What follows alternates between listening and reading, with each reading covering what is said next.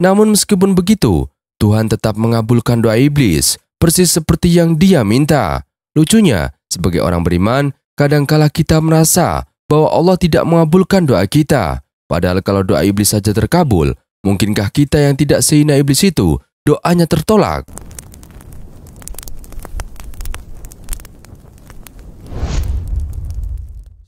Assalamualaikum warahmatullahi wabarakatuh. Sahabat beriman yang dirahmati Allah Subhanahu wa taala. Dalam Al-Qur'an, titel iblis yang dilaknat atau yang dirajam ada di 6 tempat. Satu di antaranya adalah firman Allah Subhanahu wa taala, "Maka keluarlah kamu dari surga, sesungguhnya kamu adalah makhluk yang terkutuk."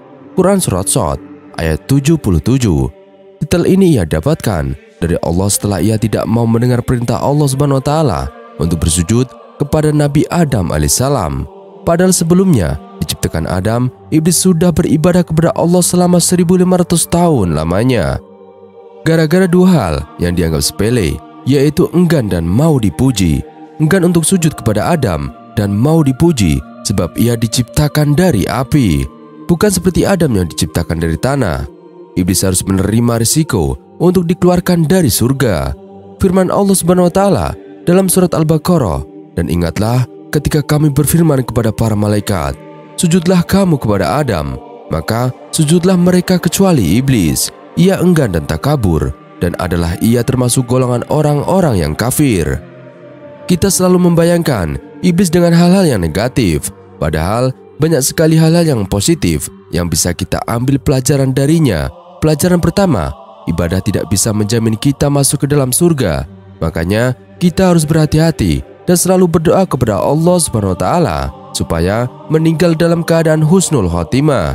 Sebagaimana sabda Rasulullah, tidak ada amalan seorang pun yang bisa memasukkannya ke dalam surga dan menyelamatkannya dari neraka. Tidak juga denganku, kecuali dengan rahmat Allah Subhanahu wa taala. Hadis riwayat Muslim. Inilah yang dialami oleh iblis. Ibadahnya kepada Allah selama 1500 tahun lamanya hilang begitu saja akibat ia ingkar dan tidak mau mematuhi perintah Allah Subhanahu wa taala. Inilah pelajaran bagi kita, umat Nabi Muhammad SAW, agar nasib kita tidak seperti iblis.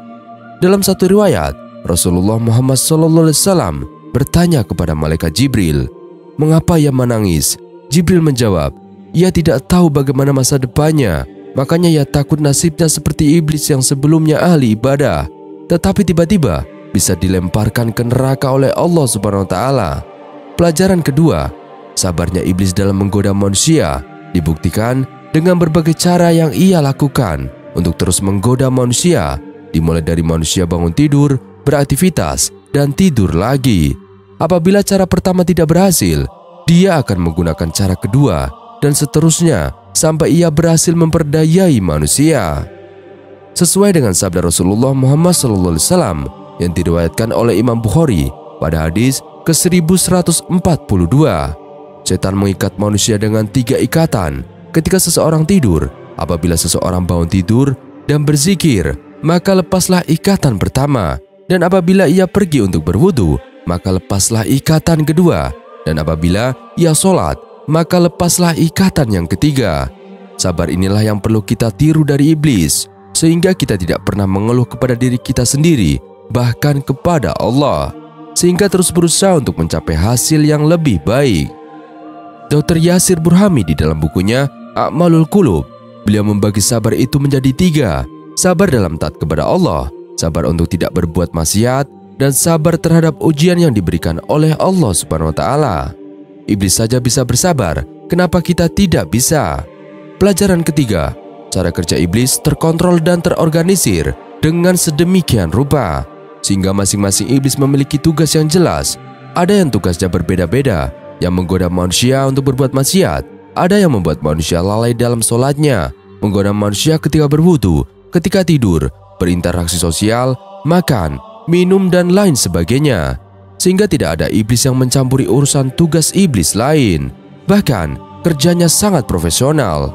Kalau misi mereka tidak berhasil, mereka akan dikumpulkan oleh Raja Iblis dan digantikan posisinya dengan iblis yang lain. Makanya, iblis takut sekali kepada rajanya. Oleh karena itu, ia bekerja semaksimal mungkin agar posisinya tidak digantikan dengan yang lain. Ketika kita bekerja dalam satu tim, maka sebaiknya belajarlah dari timnya iblis.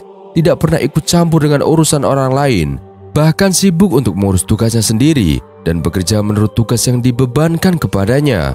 Dan hendaklah bagi seseorang pemimpin belajarlah dari raja iblis. Pelajaran keempat, ada dua kata kunci iblis di depan Allah Subhanahu wa taala tatkala iblis dalam posisi terjepit. Pertama adalah lafaz, "Ini akhafullah," saya takut kepada Allah. Dalam Al-Quran, kata-kata ini disebutkan oleh iblis sebanyak 3 kali. 2 kali ia ucapkan ketika berada di dunia, atau salah satunya ketika akan berlangsungnya perang Badar. Dan sekali lagi ia ucapkan di akhirat, tatkala ia berdebat dengan manusia di dalam neraka. Seakan-akan iblis ingin mengatakan, saya lebih baik daripada kalian. Walaupun saya seperti ini, saya takut sekali kepada Allah. Kedua adalah lafal Fabis Zatika, yang artinya atas nama kemuliaanmu ya Allah. Ini ia ucapkan ketika ia ingin memperdaya manusia. Ia minta izin dulu kepada Allah Subhanahu wa taala, sebagaimana yang ia lakukan terhadap Nabi Ayub alaihissalam. Demi kekuasaanmu ya Allah, aku akan menyesatkan mereka semuanya. Quran Surat Shad ayat 82. Perlu kita tiru. Dua kata kunci inilah yang perlu kita tiru dari iblis. Yang pertama, lafaz ini akafullah. Lafaz inilah yang jarang sekali kita ucapkan tatkala kita diberikan cobaan oleh Allah Subhanahu wa taala. Bukannya kita takut kepada Allah karena sudah diberikan peringatan, tetapi kita selalu menyalahkan Allah dan selalu negatif thinking kepada Allah. Yang kedua adalah lafaz fabizatika. Ketika kita ingin memudaratkan orang lain, apakah kita teringat kepada Allah Subhanahu wa taala? Apakah kita meminta izin kepada Allah terlebih dahulu? Pasti tidak. Oleh karena itu, kita harus banyak belajar lagi dari iblis terhadap sesuatu yang belum bisa kita lakukan. Jangan sampai iblis laknatullah bisa melakukannya, tetapi kita tidak bisa. Dalam keyakinan umat beragama, iblis dikenal sebagai makhluk yang terkutuk, yang paling durjana, yang kelak akan disiksa dan diabadikan di dalam neraka. Karena tahu hidupnya akan berakhir dengan kesengsaraan, dan dikisahkan bahwa iblis sempat mengajukan satu permintaan kepada Allah. Permintaan iblis itu direkam dalam surat ayat Al-Quran. Apa bunyi permintaan itu? Al-Quran menjawab, iblis berkata, "Ya Tuhanku, kalau begitu maka berilah penangguhan kepadaku sampai hari manusia dibangkitkan." Quran Surat Al-Hijr ayat 36. Lalu Allah pun berkata kepada iblis, "Baiklah, maka sesungguhnya kamu termasuk yang diberi penangguhan." Quran Surat Al-Hijr ayat 37. Dari cuplikan dialog singkat di atas, kita sudah bisa mendapatkan satu pelajaran penting. Ayat tersebut mengisahkan bahwa iblis berdoa kepada Tuhan agar ditangguhkan sampai hari kiamat. Lalu apa jawaban Allah? Allah mengabulkan permintaan iblis itu, persis seperti apa yang dia minta. Tapi pengabulan doa tersebut berakhir dengan kesengsaraan iblis itu sendiri. Dan apa pelajaran yang bisa kita petik? Pelajaran pertama yang bisa kita petik ialah hendaknya kita sadar bahwa pada dasarnya Allah itu mengabulkan sebagian besar doa-doa hambanya. Iblis itu hamba Allah. Di samping hamba Allah, dia juga termasuk sosok yang berilmu atau alim. Bayangkan saja, dialognya dengan Allah diabadikan dalam Al-Quran. Sayangnya, kehambaan dan pengetahuan iblis diliputi oleh kedurhakaan dan keangkuhan. Karena itulah dia dikutuk. Namun meskipun begitu, Tuhan tetap mengabulkan doa iblis, persis seperti yang dia minta. Lucunya, sebagai orang beriman, kadangkala kita merasa bahwa Allah tidak mengabulkan doa kita. Padahal kalau doa iblis saja terkabul, mungkinkah kita yang tidak sehina iblis itu, doanya tertolak? Karena itu, mengutip perkataan Syekh Yusri, ayat di atas merupakan arja ayat fil Quran, ayat yang paling optimistis di dalam Al-Quran. Mengapa? Karena seburuk-buruknya manusia tidak mungkin menyetarai keburukan iblis. Kalau doa iblis saja Tuhan kabulkan, lalu mengapa kita suka merasa ragu kalau Tuhan tidak akan mengabulkan apa yang kita inginkan? Yang kadang jadi persoalan, manusia kerap kali mengira bahwa pengabulan doa itu harus persis seperti apa yang dia minta. Padahal kita tahu bahwa kekasih yang baik bukan sosok yang selalu memenuhi keinginan orang yang dikasihinya, tetapi kekasih yang baik itu ialah sosok yang selalu memberikan yang terbaik untuk orang yang dikasihinya sekalipun dia tidak suka. Lihat anak kecil yang merengek minta smartphone mahal kepada ayahnya. Ayahnya tahu kalau smartphone itu hanya akan dijadikan mainan yang pada akhirnya akan membuat dia lalai. Karena kasih sayangnya yang mendalam, sang ayah pun enggan memberikan sesuatu yang dapat berakibat buruk pada masa depan anaknya. Padahal bagi sang anak, smartphone itu adalah sesuatu yang baik karena dia bisa memberikan hiburan di saat sang anak merasa suntuk dalam belajar. Tapi sang ayah punya pandangan yang jauh ke depan, sementara sang anak tidak. Karena itu, ia mengira bahwa ayahnya tidak sayang ketika dia tidak mengabulkan apa yang dia inginkan. Suatu saat nanti, kalau anak itu sudah dewasa, dia akan sadar bahwa apa yang dilakukan ayahnya itu merupakan putusan yang terbaik bagi dirinya, yang kalau saja dia tahu sejak awal, niscaya dia akan menerima keputusan ayahnya itu dengan perasaan riang dan lapang.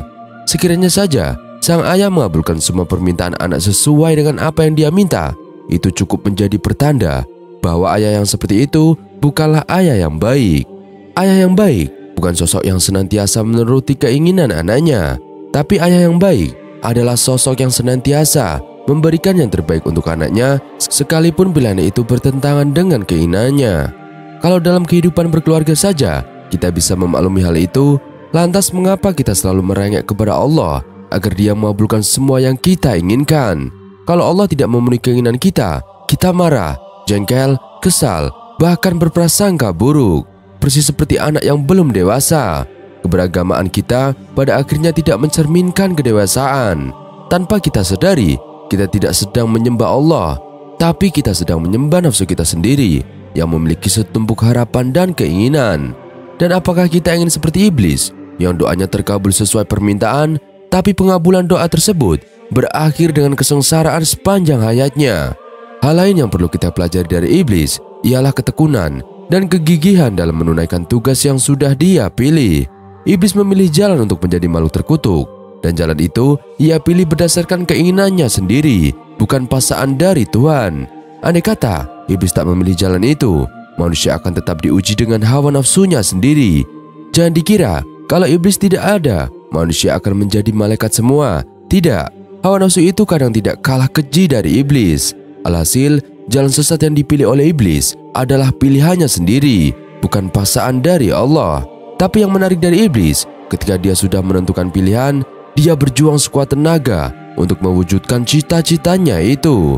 Iblis mengarahkan seluruh tenaga yang dimilikinya untuk menyengsarakan umat manusia. Kesungguhan iblis itu bisa kita pahami melalui salah satu ayat Al-Quran. Sungguh aku akan sesatkan mereka semuanya, kecuali hamba-hambamu yang terpilih di antara mereka.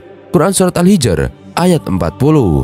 Dalam ayat tersebut terdapat satu huruf yang dalam gramatika bahasa Arab sering disebut dengan istilah lam al-taukid. Huruf seperti itu menunjukkan kemantapan dan kesungguhan. Artinya, dari potongan ayat itu kita tahu bahwa iblis akan mengerahkan semua kemampuannya untuk mewujudkan tujuan yang diinginkannya. Ketekunan, kegigihan, dan keistiqomahan iblis inilah yang sejujurnya patut kita tiru. Jika iblis melakukan hal itu dalam keburukan, maka seenggaknya kita sebagai musuh iblis mewujudkan kegigihan itu dalam ketaatan, kebaikan, dan hal-hal bermanfaat yang bisa dinikmati oleh banyak orang. Allah telah mengaruniakan kita keimanan, sedangkan iblis ditakdirkan berada dalam kesengsaraan. Uniknya, iblis bersungguh-sungguh dalam mewujudkan tujuan hidupnya itu, sedangkan kita yang punya iman kadang bermalas-malasan. Keimanan yang sahih harusnya mampu menggelorakan semangat. Para ulama dulu menjadikan keimanan sebagai salah satu spirit utama dalam membangun peradaban besar yang capaian-capaiannya bisa kita nikmati hingga sekarang. Semua itu tak akan terwujud tanpa adanya kegigihan dan kesungguhan. Para leluhur kita telah memberikan keteladanan sejati tentang kesungguhan itu. Teladan rasisme dari iblis. Perbedaan ras tak semestinya menjadikan seseorang merasa lebih baik dari yang lain. Kata diskriminatif dalam kamus ilmiah populer diartikan bersikap membeda-bedakan, memisahkan diri dari warga negara karena perbedaan warna kulit. Sementara rasialis sendiri berarti penganut paham rasialisasi, pejuang kelestarian, perbedaan ras, suku bangsa, warna kulit, dan lain-lain. Sikap diskriminatif rasialis ini sebenarnya sudah muncul sejak pertama kali manusia diciptakan atau Adam. Hal ini dijelaskan dalam Al-Quran, yang artinya, ingatlah ketika Tuhanmu berfirman kepada malaikat, "Sesungguhnya aku akan menciptakan manusia dari tanah. Maka apabila telah kusempurnakan kejadiannya dan kutiupkan kepadanya ruh atau ciptaanku, maka hendaklah kamu tersungkur dan bersujud kepadanya." Lalu seluruh malaikat-malaikat itu bersujud semuanya, kecuali iblis. Dia menyombongkan diri dan adalah dia atau iblis termasuk golongan kafir. Quran Surat Shad ayat 71-74.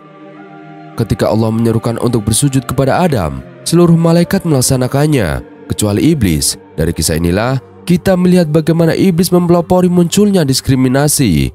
Mengapa iblis menolak bersujud kepada Adam? Tentu bukan tanpa alasan. Iblis menganggap bahwa dirinya lebih hebat dari Adam karena ia diciptakan dari api, sementara Adam dari tanah. Ungkapan ini diperjelas dalam lanjutan ayat di atas, yakni ayat 75 sampai ayat 76. Allah berfirman, "Hai iblis, apakah yang menghalangi kamu sujud kepada yang telah kuciptakan dengan kedua tanganku? Apakah kamu menyombongkan diri, ataukah kamu merasa termasuk orang-orang yang lebih tinggi?" Iblis pun menjawab, "Aku lebih baik daripadanya, karena engkau ciptakan aku dari api, sedangkan dia engkau ciptakan dari tanah." Iblis menjadikan perbedaan asal kejadian sebagai alasan tak mau menghormati Nabi Adam alaihissalam. Ia menganggap bahwa api lebih utama daripada tanah karena api dapat membakar tanah. Iblis pun enggan bersujud kepada Adam. Demikian Syekh Nawawi menjelaskan dalam tafsirnya Murrah Labid Tafsir An-Nawawi halaman 233. Kesombongan memang senantiasa menutupi kejernihan akal sehingga siapapun tidak bisa bersikap objektif. Bahkan pernyataan-pernyataan yang disampaikan pun kadang tidak berdasarkan atas argumentasi yang kuat. Apakah benar hanya karena api bisa membakar tanah, lantas tanah itu lebih rendah kualitasnya dibandingkan api? Waryono Abdul Ghafur menjelaskan dalam bukunya Menyingkap Rahasia Al-Quran bahwa sebenarnya justru tanah memiliki banyak kelebihan dibandingkan dengan api. Namun demikian, bukan berarti manusia pun harus sombong kepada iblis atas keunggulan ini. Jika demikian adanya, apa bedanya manusia dengan iblis? Api sifatnya membakar dan memusnahkan, sementara tanah mengembangkan dan menjadi sumber rezeki. Api sifatnya bergobar, menjilat-jilat, mudah diombang-ambingkan angin, sementara tanah lebih tenang. Tanah dibutuhkan oleh manusia dan binatang. Api dapat padam oleh tanah, namun tanah tidak akan binasa oleh api. Di dalam tanah terkandung banyak manfaat, seperti minyak, batu bara, emas, timah, dan sebagainya. Sementara tidak demikian halnya api. Allah banyak menyebut tanah dalam konteks positif, sedangkan api hanya sedikit dan lebih pada konteks negatif. Kita semua tahu bahwa Al-Quran diturunkan sebagai petunjuk bagi umat manusia, membedakan mana yang hak dan mana yang batil. Kisah kesombongan iblis atas Adam ini merupakan sebuah pelajaran yang sangat penting bagi umat manusia. Pada kenyataannya, manusia sendiri saling menyombongkan diri di antara satu dan yang lainnya. Bukan karena dari mana ia diciptakan sebagaimana iblis, tapi lebih kepada apa yang ada pada dirinya setelah diciptakan. Kesombongan bisa disebabkan karena nasab atau keturunan, ilmu, harta, pangkat, komunitas, strata sosial, prestasi, ras, warna kulit, dan lain sebagainya. Mengapa terjadi demikian? Kembali kepada penjelasan yang tadi, kesombongan selalu menutupi akal sehat manusia sehingga tidak menyadari bahwa dirinya hanyalah hamba yang penuh dengan kekurangan di hadapan Allah SWT. Seluruh makhluk dibekali potensi berbeda-beda. Ada yang kaya akan ilmu tapi miskin harta. Begitupun sebaliknya, ada yang ditakdirkan menjadi pejabat, maka ada juga yang menjadi rakyat, dan sebagainya. Dan hikmah dari perbedaan-perbedaan itu tak lain adalah agar manusia saling mengenal dan saling menopang satu sama lain. Dengan adanya perbedaan itulah akan terjadi adanya saling membutuhkan, sehingga terjalin ukhuwah atau persatuan, baik dalam lingkup keagamaan, sosial, atau kenegaraan. Semoga kita semua dijadikan manusia berilmu, serta dapat menggunakan seluruh potensi, sehingga dapat memahami hak dan kewajiban sebagai manusia, baik di antara makhluk maupun di hadapan Allah SWT. Amin amin ya robbal alamin. Sahabat beriman yang dirahmati Allah, kata iblis berasal dari bahasa Yunani, yaitu diabolos atau berarti melontar, mencampakkan, sangat buruk, dan dari bahasa Arab yaitu ablasa atau berarti berputus asa. Balasa berarti tiada kebaikan. Nama atau sebutan iblis diperoleh jin sejak membangkang ketika diperintah untuk bersujud kepada Adam. Siapa itu iblis? Iblis adalah bagian dari jin, sebagaimana diterangkan dalam surat Al-Kahfi ayat 50, yang artinya dia adalah dari golongan jin, maka dia mendurhakai perintah Tuhannya. Iblis pasti jin, kalau jin belum tentu iblis.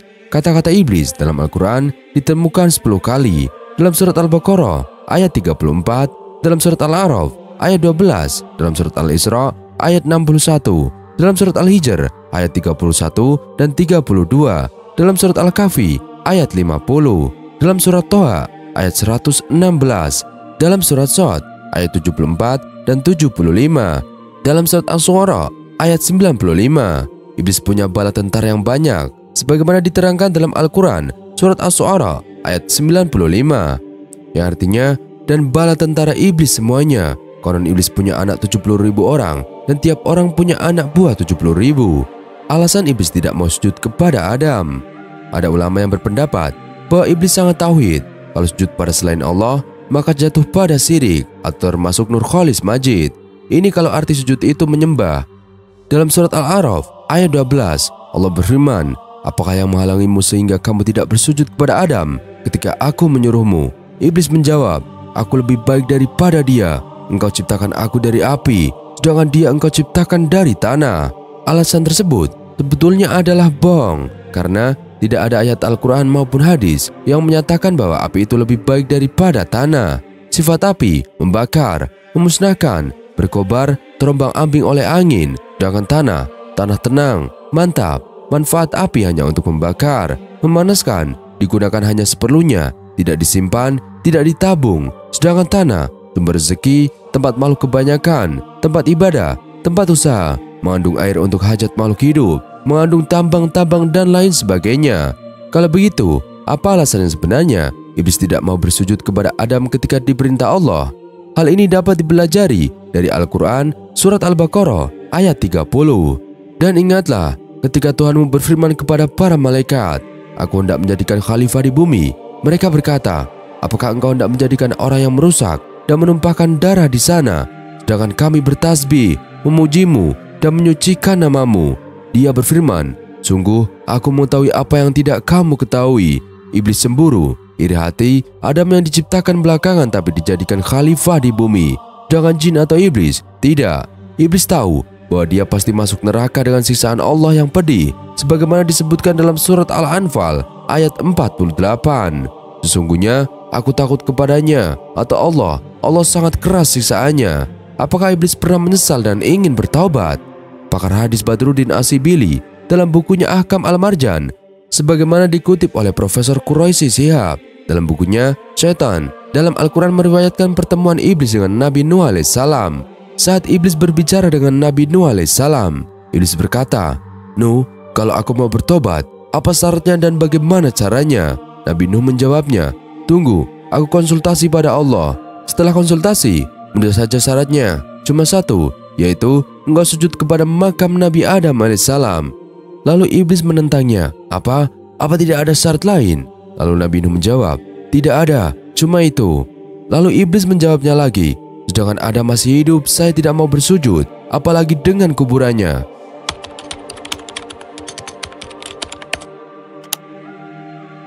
Sahabat beriman yang dirahmati Allah Subhanahu wa taala, iblis tak mau sujud kepada Nabi Adam alaihissalam. Sejak saat itu, ia pun dijadikan sebagai simbol kesombongan dan takabur. Sejak saat itu pula, ia mengabadikan diri untuk menyesatkan anak cucu Adam, karena membangkang ia pun dikeluarkan dari surga. Setelah itu, lalu ia membangun istana. Lalu di manakah istana itu? Awalnya, iblis adalah penghuni surga yang doanya terkabul. Para malaikat datang kepadanya agar didoakan supaya tidak tertimpa laknat oleh Allah. Hal ini terjadi ketika malaikat Israfil melihat tulisan di salah satu pintu surga. Seorang hamba Allah Subhanahu wa taala yang telah lama mengabdi akan mendapati laknat Allah Subhanahu wa taala dengan sebab menolak perintah dari Allah Subhanahu wa taala. Tulisan ini pun membuat malaikat Israfil menjadi takut dan menangis terseduh-seduh. Ia takut bahwa dirinya lah yang dimaksud. Malaikat lain pun turut menangis. Mereka pun sepakat mendatangi Azazil, meminta didoakan agar terhindar dari laknat Allah Subhanahu wa taala. Namun, Azazil sudah lama taat menjadi hamba Allah hingga datanglah perintah untuk bersujud kepada Nabi Adam alaihissalam. Azazil tak mau karena menganggap dirinya lebih mulia, dan saat itulah dirinya dilaknat, diusir dari surga dan disebut iblis. Setelah terusir dari surga, iblis pun membangun singgasananya di tengah hamparan laut. Hal ini dimaksudkan untuk menandingi Arsy yang berada di langit ketujuh. Luas lautan adalah 3/4 dari luas bumi. Oleh karena itu, iblis akan menempatkan istananya di sana agar lebih leluasa memerintahkan bala tentaranya yang banyak. Istana iblis di dalam laut telah disebutkan oleh Rasulullah dalam sabdanya, "Sesungguhnya iblis singgasananya berada di atas laut. Dia mengutus para pasukannya. Setan yang paling dekat kedudukannya adalah yang paling besar godaannya. Di antara mereka ada yang melapor saya telah melakukan godaan ini." Iblis berkomentar, "Kamu belum melakukan apa-apa." Lalu datang lagi yang lain melaporkan, "Saya menggoda seseorang, sehingga ketika saya meninggalkannya, dia telah berpisah atau talak dengan istrinya." Kemudian iblis mengajaknya untuk duduk di dekatnya. "Sebaik-baiknya setan adalah kamu." Sahih Bukhari Muslim. Mengenai tempat istana iblis, riwayat Imam Ahmad radhiyallahu an menyebutkan bahwa Rasulullah SAW bersabda, "Apa yang kamu lihat? Saya melihat singgasana di atas lautan yang dikelilingi oleh beberapa ular." Jawab Ibnu Sayyad, Rasulullah bersabda, "Dia telah melihat singgasana iblis." Hadis riwayat Ahmad. Hal ini juga diperkuat dalam Al-Bidayah wa Nihayah karya Ibnu Katsir, bahwa iblis memiliki banyak tentara dan lautan dipilih sebagai istana. Layaknya sebuah kerajaan, istana itu telah dipenuhi pengawal dan pengikut-pengikutnya. Iblis mengatur strategi kejahatan dan kemaksiatan di istananya. Setelah itu, ia mengirim para tentaranya, dan di antara mereka yang paling berjasa, dia adalah yang paling banyak membuat kekacauan. Menyebar fitnah dan menyebarkan berita bohong adalah pekerjaan iblis. Oleh karena itu, ketika memfitnah dan melakukan kebohongan, sadarilah atau jangan-jangan ini adalah tipu daya anak buah iblis. Perihal ini pun pernah terjadi di zaman Rasulullah SAW. Abu Sa'id radhiyallahu an telah menceritakan bahwa Rasulullah bersama sahabat Abu Bakar radhiyallahu an dan Umar bin Khattab berjumpa dengan Ibnu Sayyad di salah satu jalan di kota Madinah. Lalu Rasul bersabda kepadanya, "Maukah engkau bersaksi bahwa aku adalah utusan Allah?" Ibnu Sayyad pun menjawab dengan pertanyaan serupa, "Maukah kamu bersaksi bahwa aku adalah utusan Allah juga?" Rasul bersabda lagi, "Aku beriman kepada Allah, para malaikatnya, dan kitab-kitabnya. Apakah yang sedang kamu lihat dari perkara gaib?" "Aku sedang melihat Arsy di atas air," jawab Ibnu Sayyad. Rasulullah pun membantahnya, "Yang kamu lihat itu adalah singgasana iblis di tengah lautan. Lalu apalagi yang kamu lihat?" "Aku mendapatkan 2 berita yang benar dan sebuah berita yang dusta, atau 2 berita yang dusta dan sebuah berita yang benar." "Biarkanlah ia," sabda Rasulullah, "dia telah dikacaukan oleh setan yang menguasainya." Hadis riwayat Muslim dan Tirmizi. Itulah istana yang dibangun oleh iblis setelah ia diusir dari surga. Istananya diletakkan di lautan karena daerah laut yang luas sehingga mampu menampung pasukannya. Bahkan istana itu dibangun untuk menandingi Arsy Allah.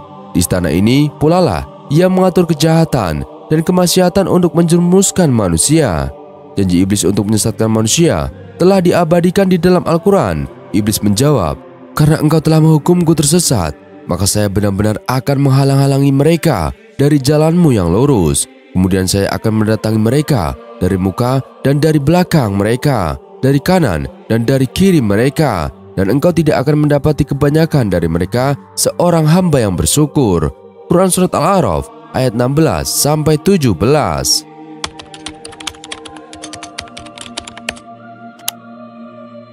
Salah satu kisah yang sering diulang adalah kisah Adam alaihissalam dan iblis.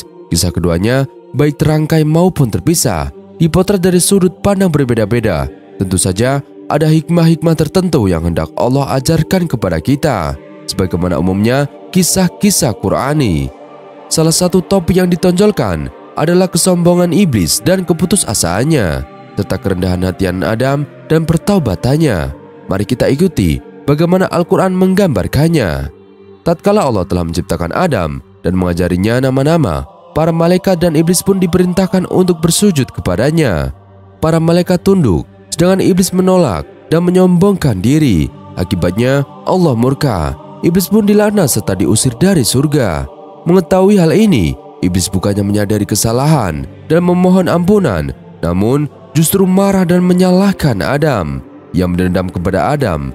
bahkan kepada seluruh anak keturunannya, dan bersumpah akan menyeret mereka ke dalam kemurkaan Allah dan sama dengan dirinya.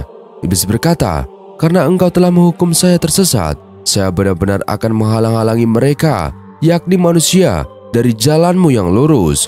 Kemudian saya akan mendatangi mereka dari muka dan dari belakang mereka, dari kanan dan dari kiri mereka, dan engkau tidak akan mendapati kebanyakan mereka bersyukur atau taat." Quran Surat Al-A'raf ayat 16-17. Allah pun memperingatkan Adam dan istrinya agar berhati-hati terhadap permusuhan nyata dari iblis ini. Namun, ternyata keduanya lengah dan berhasil digelincirkan. Mereka memakan buah pohon terlarang dan akhirnya dimurkai Allah serta diusir dari surganya.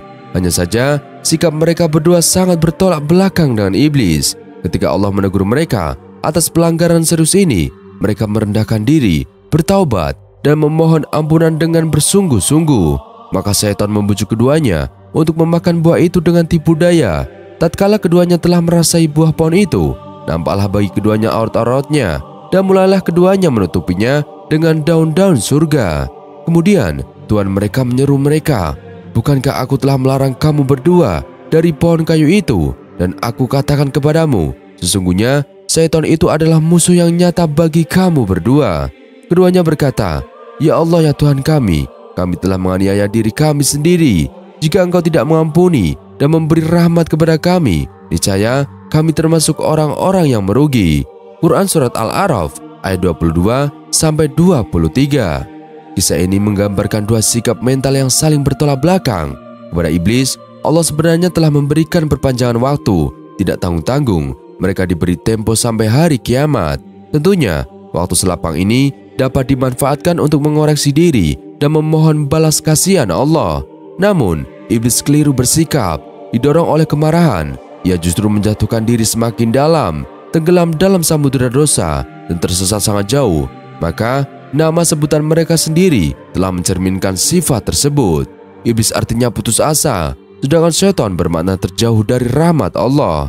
Sayangnya, dalam kenyataan hidup kita, ada manusia-manusia yang sikapnya mengekor iblis. Ketika melihat dirinya berada dalam satu kesalahan atau ditegur atas suatu pelanggaran, ia justru marah dan semakin menjadi-jadi. Ia putus asa, berpikir pendek, dan tidak menyadari betapa lapangnya rahmat Allah.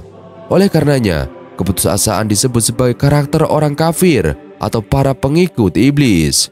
Dan janganlah kamu berputus asa dari rahmat Allah. Sesungguhnya tiada berputus asa dari rahmat Allah melainkan kaum yang kafir. Quran Surat Yusuf ayat 87. Kita menyaksikan orang-orang berkarakter iblis yang terbenam dalam prostitusi, korupsi, penipuan, premanisme, atau singkatnya kehidupan yang gelap.